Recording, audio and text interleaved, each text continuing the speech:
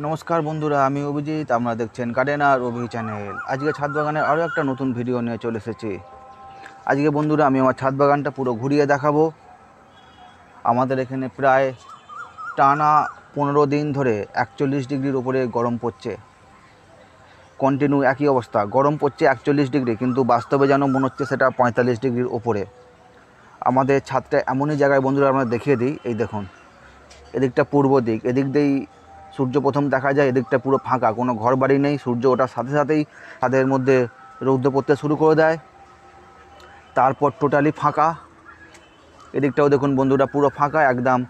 সূর্য অস্ত যাওয়ার আগে পর্যন্ত ছাদে রোদ পায়। বলতে গেলে সারাদিনই 41 ডিগ্রি রোদ সহ্য করে গাছগুলো আর নিতে পারছে না।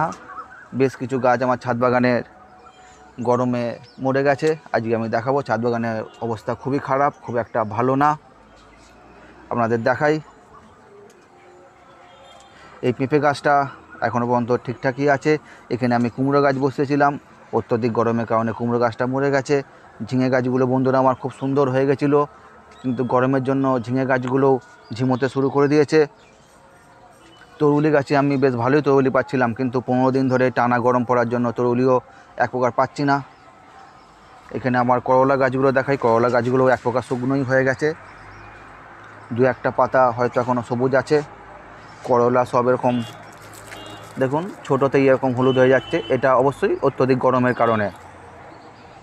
এখানে লাউ গাছ বসিয়েছিলাম, লাউ গাছটা মরে গেছে বন্ধুরা। এখানে আমি পটলের দানা ছড়িয়েছিলাম, গাছও বেরিয়েছিল। দেখুন গাছ বেরোনোর পর যাই গরম পড়ে, গরমে মরে যায়। এখানে আমি চিচিঙে গাছ বসিয়েছি, গাছগুলো দানা থেকে গাছগুলো বেরিয়েছে, কিন্তু গাছগুলোর অবস্থা খুব একটা ভালো নয়, যে কোনো সময় মরে যেতে পারে। এখানে এই করলা গাছটাও বন্ধুরা মরে গেছে। সবথেকে দুঃখকর ব্যাপার বন্ধুরা, এখানে আমি একটা কাঁকরোলের গাছ বসিয়েছিলাম। কাঁকরোলের একটা গেঁড়ো জোগাড় করে আমি বসিয়েছিলাম, সেখান থেকে সুন্দর গাছ বেরিয়ে গেছিলো। গাছটা বড় হওয়ার পরে মরে যায়। এখানে পুঁই শাক বসিয়েছিলাম, পুঁই শাকগুলো এখনও লড়াই করে যাচ্ছে 41 ডিগ্রি গরমের সঙ্গে।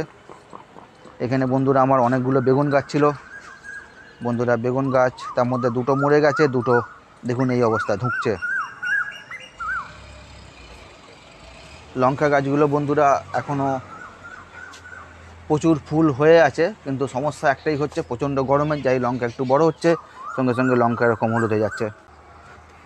এখানে বন্ধুরা আমি ঢ্যাঁড়স গাছ বসিয়েছিলাম, ঢ্যাঁড়স গাছ বেশিরভাগই ছোটো চারা অবস্থাতেই মরে গেছে। আর একটা দেখুন ধুঁকছে, খুব শিগগিরই এটাও যাবে। তো গরমে আমার সবজি বাগানের অবস্থা খুবই খারাপ। এই গরমের হাত থেকে সবজি বাগানকে বাঁচানোর উপায়ও আমার জানা আছে, কিন্তু সেটা এবছর আমি করতে পারছি না এই গরমে। আর গরমের হাত থেকে সবজি বাগানকে বাঁচাতে গেলে অবশ্যই বন্ধুরা প্রয়োজন গ্রিন নেট। দেখুন আমার কাছে গ্রিন নেট আছে, কিন্তু সেটা পরিমাণে খুবই অল্প। আমি শুধু এই পোর্শানটুকুটা, যেখানটা আমাদের জলের ট্যাঙ্ক আছে এবং জলের কল আছে, এই পোর্শানটুকুটা আমি শুধু গ্রিন নেট খাটাতে পেরেছি। বাকি পুরো ছাদ বন্ধুরা আমি গ্রিন নেট করতে পারিনি।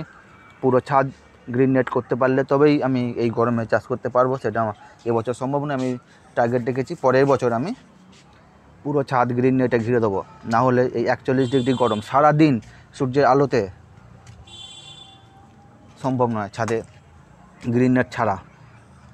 তবে বন্ধুরা এই গরমে যেখানে আমার সবজি গাছ সব মরে যাচ্ছে, তারই মধ্যে আমাকে ছাদ বাগানে আশার আলো জাগিয়ে রেখেছে আমার এই ফুল গাছগুলো। এই ফুল গাছগুলোই আমাকে গরমে ছাদ বাগানে আনন্দ দিচ্ছে। আমার একটা ফুল গাছেরও কোনো প্রকার ক্ষতি হয়নি। ফুল গাছগুলোর ক্ষতি হয়নি তার একটা অবশ্যই কারণ আছে, সেটা হচ্ছে ফুল গাছগুলো সবই বলতে গেলে বন্ধুরা আমার বনসাই ফুল গাছ, বহুদিনে পুরনো এবং যথেষ্ট মোটা। আমি আমার প্রত্যেকটা ফুল গাছের ভিডিও আমরা আলাদা করে দেখিয়েছি। সুতরাং এগুলো গরম সহ্য করে নেবে, 41 ডিগ্রি গরম অনায়াসে সহ্য করে নিচ্ছে। কিন্তু বন্ধুরা এখন আমি ঠিক করেছি এই মে মাসে আমি চারা গাছ তৈরি করে এই গ্রিন নেটের তলায় রেখে দেবো।